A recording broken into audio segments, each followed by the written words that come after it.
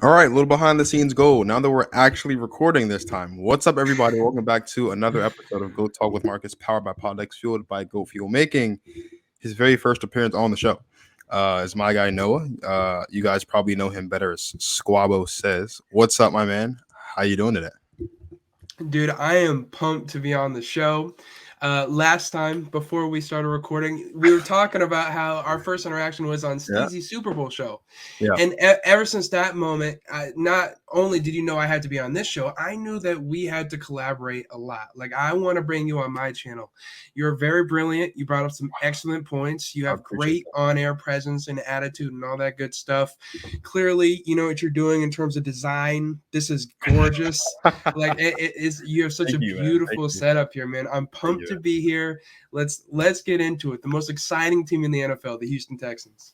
I appreciate the high praise. This is a pretty dope overlay. It is. I wish I could take the credit for the designation, but I can't. Let's talk about the Houston Texans. Obviously, we're not that far removed from the NFL draft. We'll dive into that a lot in this episode, but I got to start with what happened at the top of the offseason. We saw a lot of coaches get hired. We saw a coach get fired. Probably the most shocking move of all was Brian Flores being fired. With all that being said, Lovie Smith ends up getting promoted to the head coach position, beating out Josh McCown for the head coaching job in Houston. What was your reaction to that, and how do you think Lovie Smith, now being the new head coach, is going to affect the Houston Texans this season and potentially in seasons down the line should he remain their head coach? Well, I think context creates clarity. So it's important to talk a little bit about what Lovie Smith's head coaching career to this point has been, because this isn't the first team he's ever been a head coach for in the NFL. Obviously, he's coached for Chicago. He's coached for Tampa Bay. From 2016 to 2020, he coached for the Fighting Illini back in college. And then after that, he became the associate head coach and assistant slash defensive coordinator for the Houston Texans. His regular season record as a head coach is 89-87, but his postseason record is a little bit less exciting. They're relatively close. I'm sure if he had 89 or over 160 games in the postseason, then Yeah. it would even out a little bit more. But he's 3-3 in the postseason so far. While his NFL record doesn't blow you away, believe it or not, it's actually far better than his college coaching record, because in college he is 17-39. So some guys are built for the NFL, some guys a little bit more for college. He's definitely one of those NFL guys. I'm glad to see Lovie get another shot, because, to be frank, not too many black head coaching candidates have been given one in the NFL. And that not the same can be said for people of white complexity. And so this is, honestly, in my opinion, I think it's a step for the NFL. I think it's really good to see him get another chance. I just hope that he's not another 1 year hire like David Culley was. I got to get in my soapbox here. I got in my soapbox a little bit with the whole Brian Flores thing a couple months ago, and Steezy was here for that. I got to get back on my soapbox. And just for a little bit of context, for any of you guys that follow Squabo that are listening to me for the first time, or for you guys that listen to me and know where I'm going with this, just bear with me for a second. The past couple of weeks have been very interesting when you turn on ESPN and Fox Sports and listen to the things that those guys are saying. Mad Dog Russo lit something inside of me that I had forgotten about for a while after he said on national TV that Draymond Green should shut up and play. I thought we had moved past that. The Lovie Smith hiring, I think Lovie is a fantastic head coach. I think he definitely deserves a shot. And I think it'll be great for the Texans, at least for this season. And great, you can say relative, because there's not a lot of expectations. This team isn't going to win a lot of football games this season. But here's the thing about this. This hiring just reeks of token hiring to me.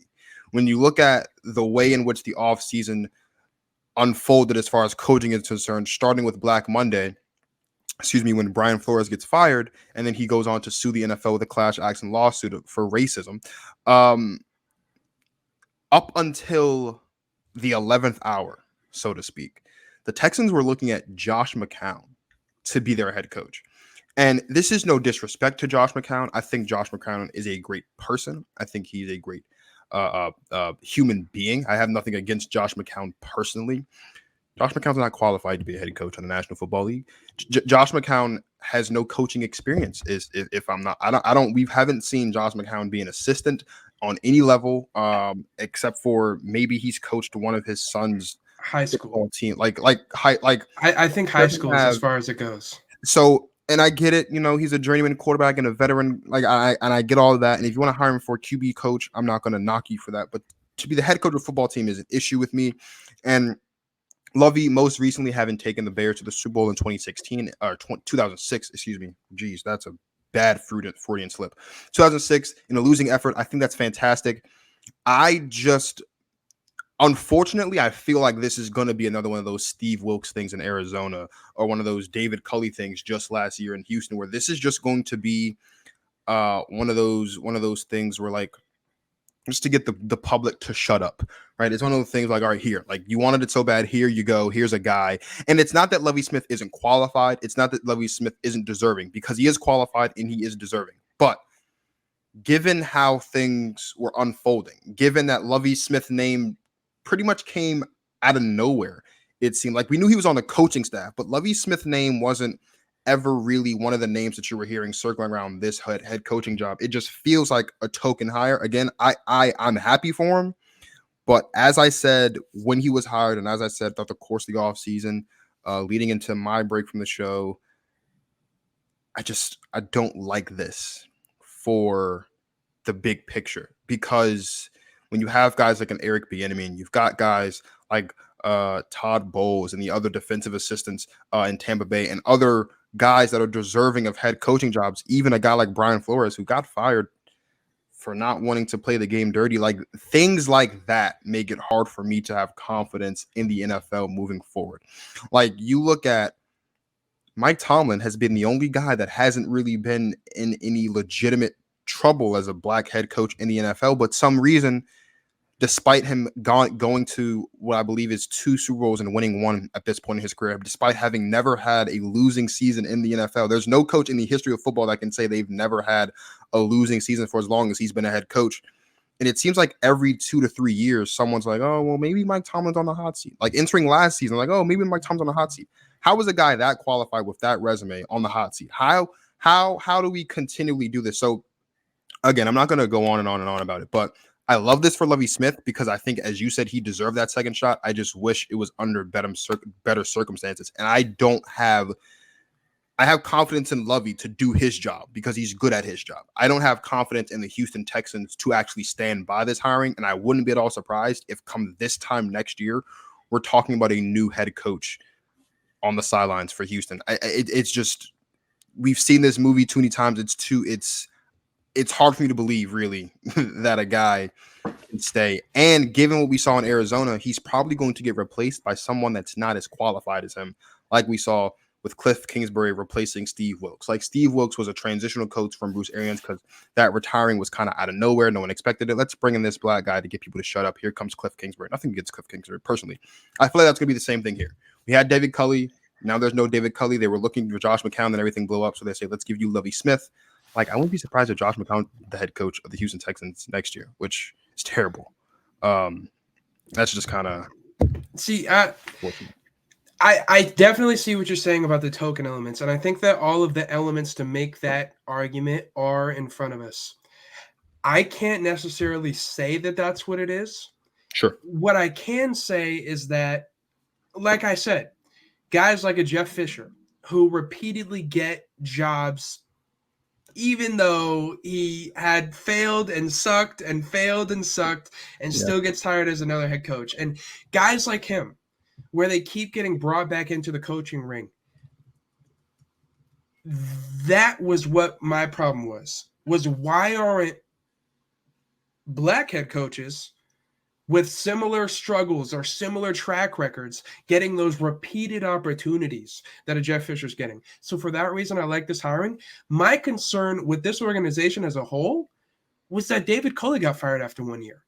I thought David Culley had a really good year, especially considering what this organization had been put through, with Davis Mills coming in and throwing dots at times throughout the year. And David Culley was the force behind that. And he was an older head coach that got a job after years and years and years of grinding away in Baltimore. And when he got the job, so many people around the NFL were so hyped for him because he had worked so long to get that job.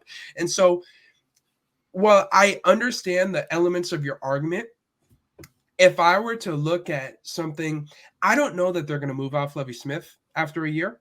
I know that they did with David Culley. And so that is where I would put my focus if I were going to point fingers at this organization at this point. I don't know for sure that they're going to move on from Lovie. And I hope they don't, because he's a damn good head coach. It's hard not to anticipate the potential of them moving on, and it wouldn't be at all surprising if they do. I don't want to harp on this though, because we got a lot of other things we got to talk about. Let's start talking about the draft. I believe the Texans had 9 or 10 picks altogether in the draft. They started off their draft by drafting Derek Stingley Jr. out of LSU with their 3rd overall pick in the draft.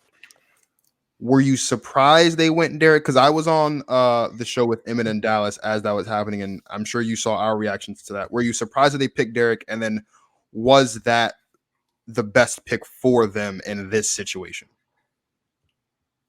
I was utterly shocked when Derek Stingley Jr. was the 3rd pick off the board. I had some company over, 2 of my buddies from the west side. I'm in the east side of Washington. They came to visit me in my last week of classes at Washington State. And they were sitting on my bed as I was sitting in this chair watching the draft and the TV right behind the camera. And my jaw went to the floor. That was the first major move. The Seahawks pick at 9, and that's my team. And so I was sitting here like, now we're going to get Charles Cross. Now we're going to get the guy that we needed to get because they just made such a terrible pick. Derek Stingley was almost a reach at number 9 because of some of the things that we're going to get into.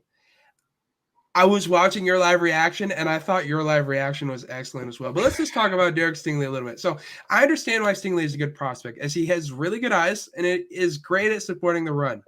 He isn't the most sizable cornerback. He's listed at 6 foot, 195. He played 3 years at LSU, but hasn't intercepted a pass since 2019, when LSU won it all.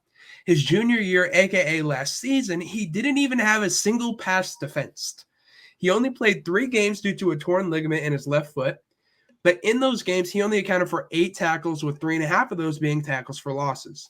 In all reality, Stingley was drafted off of his 29 season primarily, where he had 6 interceptions, 15 passes defense, and 38 tackles, which were all career highs. There's no way I would have drafted him over Sauce Gardner, though, especially with his injury history. Sauce is a better prospect altogether, showing a consistent ability to stay on the field and lock down his side of it. He has 3 interceptions each of his 3 years at Cincinnati, which shows consistency, but his length gives him a huge advantage over Derek. Sauce is 2 inches taller, which in the NFL can make a world of difference. That being said, he is lighter than Derek, 195 to 188, so 7 pounds lighter. If I were Houston, I wanted Stingley, I would have traded back and got more value out of the pick. Definitely not traded him at number 3 before Sauce was even off the board. It's Derek Stingley is a talented player. I want to put that disclaimer out there. I know sometimes when we talk about whether it was the right pick or the wrong pick, the first reaction that people have is, oh, well, you're saying he's a bad player. No, it's not that Derek Stingley is a bad player. You're drafting one of 2 ways. You're either drafting based on need, or you're drafting BPA, best player available. Sometimes those things coincide, right? One of my issues, which I'm sure you saw on that same show, one of my issues initially with the Packers drafting Quay Walker at 22. It's not that Quay Walker's a bad player. It's not that he's not talented. It's not that he won't benefit the team. It's that if you're going to draft best player available, you draft the best player available. And at that position on that team, Quay Walker was not that. Derek Stingley Jr. is talented. He showed that in 2019 when LSU won the chip. But Derek Stingley Jr., not only was he not the best player available, you could make an argument he wasn't even like not only was he not the best player at that position available, he wasn't the best player available in general. Like Kayvon Thibodeau, who I think is probably the best defensive player in this draft, was also available at number 3. He ended up going number 5 to the Giants. Sauce Gardner went just a pick. So you have at least 2 guys there that are better than Derek Stingley. One guy better at the position, one guy better overall as far as value. So this was not a good pick. I'm not going to say it's a terrible pick because this is a talented player. This isn't like this isn't like the Patriots drafting a 3rd round graded offensive lineman. That's egregious. This pick wasn't egregious. It just wasn't the right time. Like we talked about this draft heading into it, and the big thing was this is probably the deepest draft at a lot of positions probably ever. You talk about trading back. Like the Texans, the 3rd pick is valuable as is. The 3rd overall pick in any draft of any sport is a valuable pick because you're going to get a cream of the crop player. But when you have depth like this, the Texans could have easily afforded to trade back and get a pick later in the 1st round, maybe an additional 2nd round pick, maybe even an additional 3rd round pick, depending on how desperate some of these teams were to get a guy like a Sauce Gardner or a guy like a Kayvon Thibodeau if teams were willing to jump. So Derek Stingley Jr., as talented as I think he is and as successful as I think he will, well, successful as one can be in Houston because it's a dumpster organization, but as successful as I think he and as much potential as I think he has, this just wasn't the right pick at number 3. And it was a head scratcher, to say the least. I would say it was more head scratching than Trayvon Walker going 1, because with Trayvon Walker going 1, that wasn't a terrible pick because sometimes you pick the better overall athlete than just the better guy at the position. That's fine. I can't knock you for that. But Derek Stingley Jr., I don't think at any point leading into the draft was ever projected into the top 5 at all. So it's just not a good pick.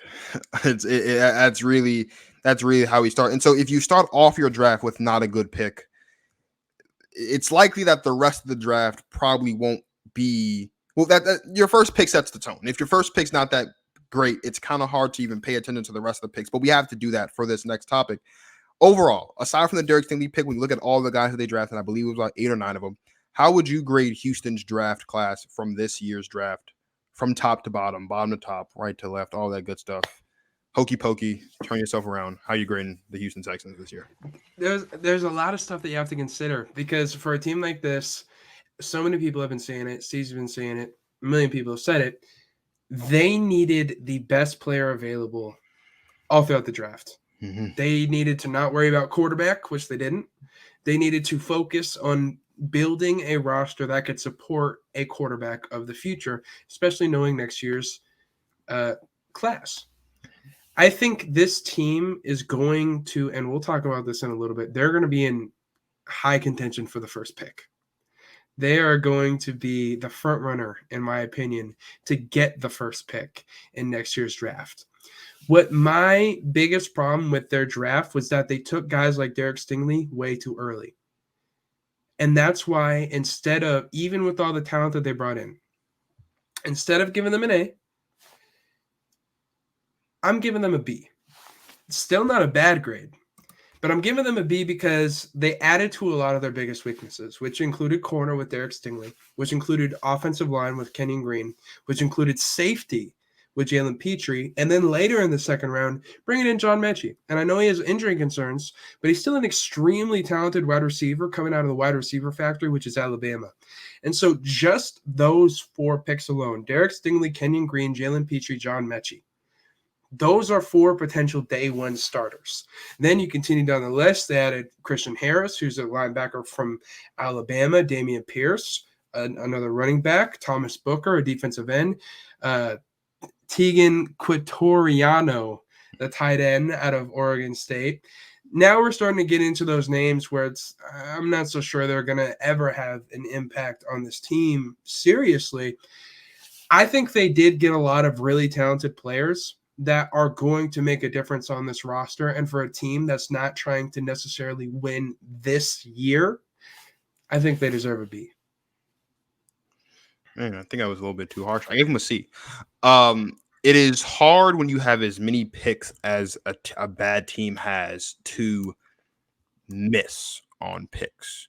One of the reasons why the Jets, for example, a lot of people are holding them in high regards because they drafted talented players. They also had 3 first-round picks. It's hard to miss when you have 3 first-round picks when you're getting a pick from the cream of the crop every single time. Like with their first 3 picks, they drafted the 3 best ranked guys at those positions: Sauce Gardner, Jamison Williams, and Jermaine Johnson, whose slide to Garrett Wilson.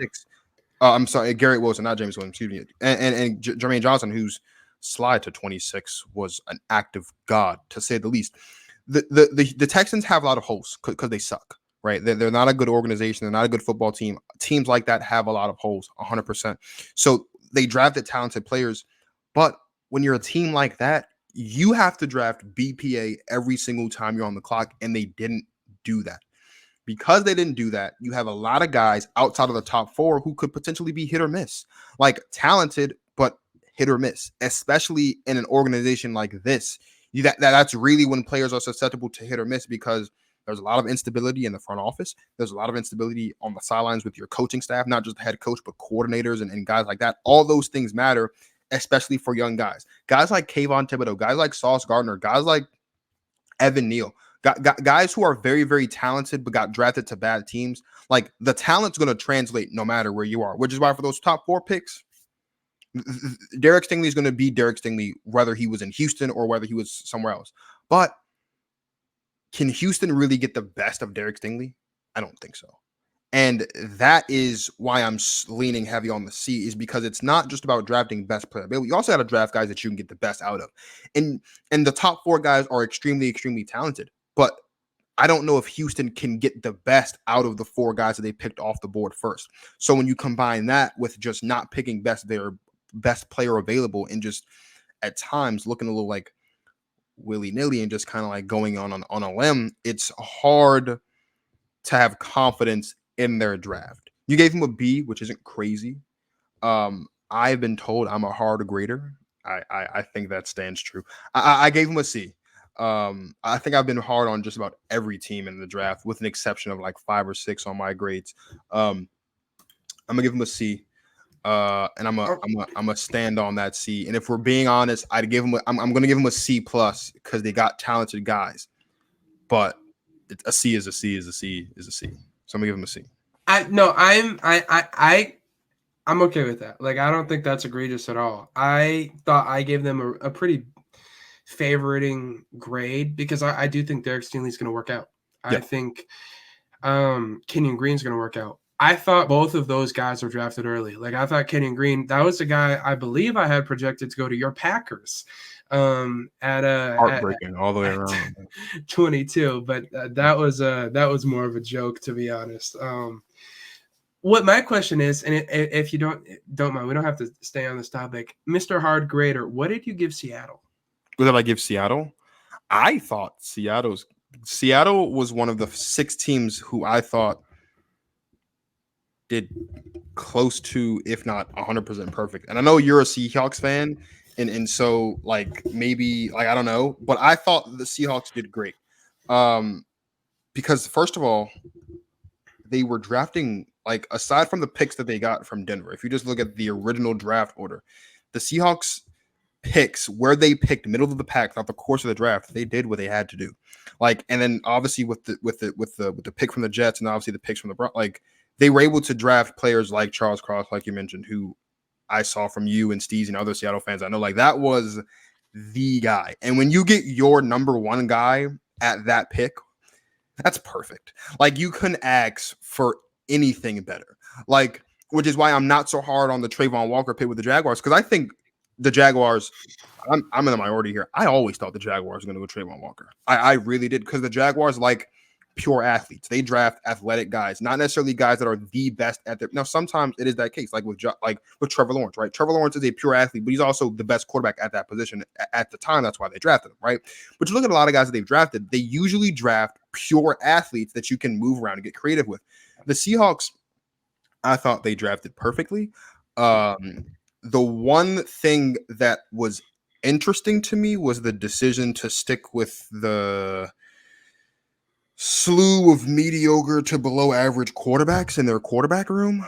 That was the one thing that was interesting. I'm not knocking it. If there was any team that I thought maybe would have got one of these guys in the later rounds, not in round one, obviously, you do not spend a first round pick on any of these quarterbacks, I don't think, except for maybe Kenny Pickett, and we saw Pittsburgh do that. But I was a little bit shocked to see that Seattle was going to stick it through at least 1 year with it being whether it's Drew Lock or Geno Smith or whoever. I understand the logic. Hold out. You're probably not going to be that good this year. You can get one of those quarterbacks that are a lot of these guys, at least the top 6 or 7 QBs, all of them, 5 of those 7 are proven. You know, CJ Stroud and DJ last name, who I won't even attempt to pronounce because when I pronounced it on another show, I accidentally called him Yugoslavia, and I don't even know where I got that from. But you look at CJ Stroud and Bryce Young and guys like that, like those guys, you can look at and say that's a guy that could be a franchise guy in the NFL day one. This quarterback class, not so much. So it was a little bit interesting to me that they didn't just take a shot, see if maybe a Kenny Pickett or not a Kenny Pickett, but see if maybe a Malik Willis or someone like that could develop in this first year, and then maybe you don't have to go QB. Outside of that, though, the Seahawks were perfect. I don't know.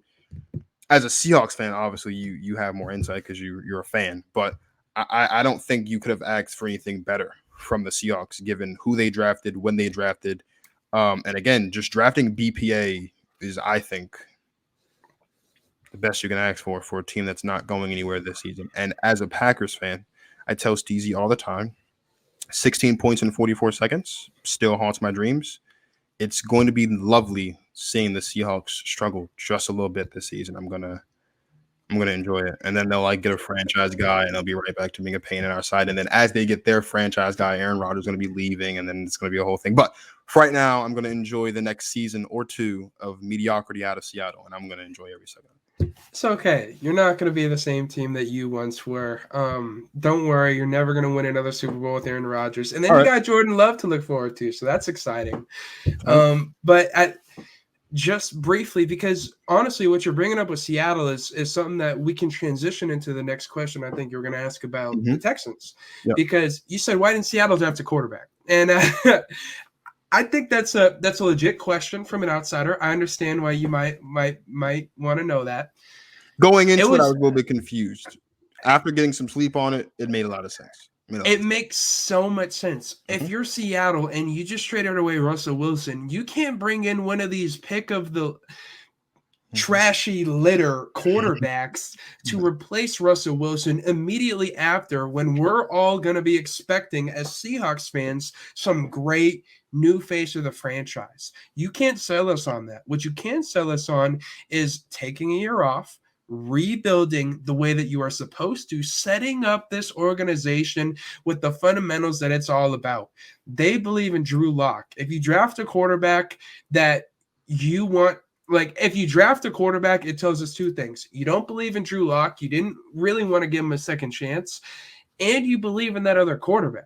There was no other quarterback in this draft, not even Kenny Pickett, that I think Seattle was so sold on that could come in and actually be a major difference maker.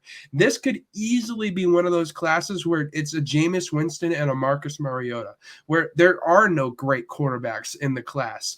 And so if it turns out to be like that, Seattle 100% made the right move. We have so many holes on this roster that we need to work on. Pete Carroll mentioned in press conference, what he said was that it is so hard as a rookie quarterback in the NFL to come in and make a difference for an organization. You have to learn the entire playbook. You have to learn NFL things. You have to figure out the difference of the speed of the game and all those different things, the reads, the pre-snap reads, the play calling, everything is different. Yep. And so by not reaching for a quarterback, you could not have made a better decision if you're Seattle. The one thing I will say about Jameis Winston, and I think I'm in the minority here, is I think Jameis Winston was drafted by the wrong team. I think given the style of play that coach liked to do, that I think didn't play to the strengths of Jameis. I don't think Tampa Bay, when they had Jameis Winston, really, really, really tried to play to his strengths. I say this all the time. I've been I get labeled as a hater for it and that I have a sour taste in my mouth. You know what? That's fine. I'll take it because it's the truth. The Tampa Bay Buccaneers win the Super Bowl. Props to them. People act like this was not a team that was like 7-9 before Brady got there. People act like this wasn't a team that with Jameis Winston wasn't a couple plays here and over the course of that season from making the playoffs the year before Brady got there. I understand how great Brady is. He's the greatest quarterback of all time. There's no denying that. Obviously, you get Brady on your team, you're instantly a Super Bowl contender. Right now, at the beginning of that season, I didn't think the Bucs were going to win the Super Bowl. I didn't think they'd go to the Super Bowl, to be quite honest. But if it weren't for some bad decision making, that would have been true. But it's fine. The point is, I don't think Jameis Winston got a fair shot. Now that he's getting that fair shot to kind of play to his strengths in an offense with New Orleans, I think we're going to see the greatness that we missed out on. And he's not going to be great per se, but a lot of the greatness in him individually, I think, is what we're going to see in New Orleans. You mentioned it. Let's talk about it. Davis Mills. I think he was the second best rookie quarterback in the league last season after Mac Jones. I mean, Trevor Lawrence looked terrible. Zach Wilson missed a lot of games due to injury, or a handful of games due to injury. Trey Lance played, but rarely 10 snaps the entire season. Yeah, Davis Mills came onto his own down there in Houston. Even better than Jordan Love, I'd say. Well, Jordan Love sucks. So that's that. Davis Mills in Houston. Right. Altering the question a little bit, is the gap between Davis Mills and any one of these quarterbacks so much that you don't draft one of these guys in the draft? Because I know like you're holding out because you know you're going to suck again and you're just going to end up drafting next year. And that's fine because those are proven guys. But the gap between Davis Mills and a Malik Willis and a Kenny Pickett and guys like that, as far as potential is concerned, if those guys are there in the end, which Malik Willis didn't get taken off the board until the third round, I believe. The gap between Malik Willis and Davis Mills right now isn't that big. And I feel like any single one of these guys in the draft has a higher ceiling than Davis Mills, to the point where maybe you don't look at the Texans funny if they draft a Malik Willis in the third round, or if they draft one of these other guys that ended up going off the board. What was your take on, aside from the fact that obviously there's better quarterbacks in next year's draft than any one guy in this year's draft? What's your take on the Davis Mills staying the guy in Houston this season? Well, when you lost to Tampa Bay in the NFC Championship game you were talking about, there were 4 downs where you were inside the 10 and you had a chance at the goal line to go and win the game at the end. And a couple of downs, you missed passes to Devontae Adams. There was a down where Aaron Rodgers should have ran it into the end zone and didn't. And then on 4th down, they didn't even trust their quarterback. And I think what the Texans need is to be able to trust their quarterback. And when you look at the difference between a Davis Mills and a Malik Willis, between a Malik Willis and a Davis Mills, the difference is not as much as there is between a Davis Mills and a CJ Stroud, or a Davis Mills and a Bryce Young, because those are the guys that he's going to be picking from. The Houston Texans are at the very top of the NFL draft next year. So I think it's more about the difference between Malik Willis and CJ Stroud and Bryce Young. And that's why they didn't, and they shouldn't have, because this class, I wouldn't have given them the ball on 4th down either. I really don't think we had to go down the NFC Championship route for you to make that point. But I was raised right. You're a guest, so I can't kick you out just yet, but the time is coming. The Houston Texans were the 4th seed in a very bad AFC South last season. I didn't watch a single snap of Texan football, so I can't even tell you what their record was. But do you think the Texans will win less games, more games, or the same amount of games as they did in 2021?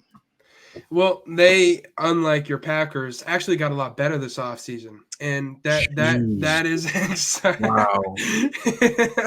That's exciting. Look, no, this team is terrible. Let's make it clear. I could legitimately see this team going 1-16 and getting the first pick in next year's draft. I think they win one game against the Jaguars. I think they're going to split it. but that might be it. You look at their schedule, they could upset potentially Miami, Cleveland, the Giants, or Chicago, but the divisions that they face are going to get better, are going to get the better of them. They play the AFC West and the NFC East, both filled with teams better than Houston. I say realistically, they're going to find 2 games that they squeak out. They're going 3-14 next year. You're so nice, dude. I had the Texans pegged at 0-17 last season. I haven't pegged at 0-17 again this season. It's hard to find a win on that schedule, dude. I mean, we think about Deshaun Watson's last season in Houston. They won 4 games. That's simply because of who they had at the quarterback position. Like, quarterback means, if you just forgetting about the lack of talent, right? The quarterback is the guy, and it doesn't matter who you're throwing it to or who you're handing it off to or who's on the O-line or who may or may not be on the defense anymore. Aaron Rodgers, quarterbacks in general, when they're better than the rest of the league, they tend to win you football games. So Davis Mills is probably, he's not the worst quarterback in the league, but he's not far from it. That's not Davis Mills' fault, really. I don't have the Texans winning a single game this season. I mean, if they beat the Jaguars, that's cool. It's a division game. Divisional games breed upsets. I say that all the time, so I wouldn't be shocked if they get that done. Outside of that, I think the Giants are better than them. I think the Jets are better than them. The Bears, even though I think the Bears will be hard-pressed to find 3 wins on their schedule, the Bears are better than them because they got a better quarterback. Yeah, it'll be interesting to see what the difference in win totals is between the Texans and the Seahawks. I guess we'll have to wait and see how that all pans out. But if the Texans are picking 1, then the Seahawks will be picking 4. So I don't. The difference there isn't that great. But thank you for coming on the show. Aside from the unnecessary Packer jabs at the end of the show here, it's been a pleasure to have you on. I can't wait to have you on the show again. Maybe I'll have you on the show with some of you other Seahawks fans right after a disgusting blowout to the Bills or the Browns. Actually, what we're going to do is when the Broncos go to Seattle and Russell Wilson drops 350-4 with his new team and his new threads, that's when I'll have you and Steezy back on the show. So I can enjoy and tap dance on you guys' grave after that week. But please let everybody know where to find you and all of your content. Sweet. Thank you so much, Marcus. It's been an absolute pleasure poking holes in the Packers. That is literally one of my favorite things to do. If the Packers play the Raiders this year, please, I'd love to have you on afterwards, only if it's a loss. The Raiders this year, I think. That'd be a lot of fun. So I feel like that'd be a good time to have you premiere on my channel. I think that I'd love to come on after Aaron Rodgers drops 350-5 on the Raiders defense. That's no problem. It was so great. For the first time I ever went on Emmett Savora's channel was immediately after the Packers failed to draft a wide receiver with either of their first round picks. When wasn't it 6 different wide receivers got drafted in the first round? That's insane, man. Just impractical that that's even possible. Look, you can find me on Instagram, Twitter, TikTok, Snapchat, YouTube, pretty much everywhere at Squabo Says. Thank you so much for having me on. It's a pleasure up until the last 15 minutes of the show. Thank you guys for listening and watching. Unfortunately, Squabo will be back. I'll bring you on after the Zach Wilson drops 405 or something. I don't know. We'll figure it out. But you guys can follow me on the socials below at GTP Marcus on just about everything. Spotify, Apple Podcasts, iHeartRadio, YouTube. Please smash the subscribe button so we can get to 100 subscribers by the end of the month. That's really all I've got. My zest for life has quickly dissipated over the last couple of minutes, much to the chagrin of Mr. Squabo here. So all that's left to say is thank you guys for watching, and as always, you guys know the rest of your lives.